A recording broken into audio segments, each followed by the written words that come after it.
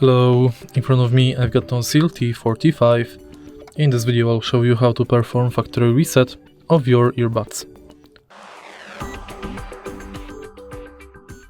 Firstly, make sure that your earbuds are out of the charging case, and now tap twice on the multifunctional buttons on each earbud.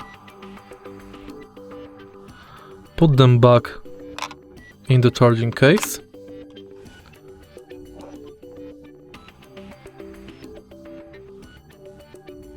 Wait for around 5 to 10 seconds. Take them out.